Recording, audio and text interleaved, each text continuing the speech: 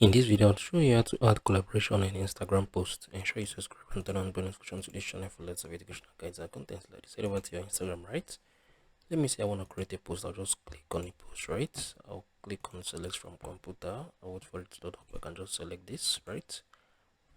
I'll click on next. I'll click on the next.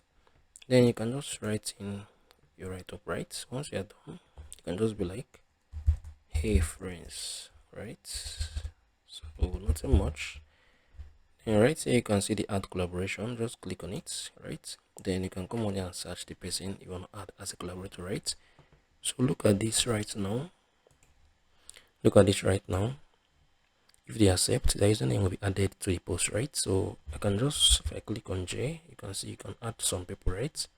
As a collaborator, once I don't just click on the done, and you're gonna click on the share, and this post is gonna go live.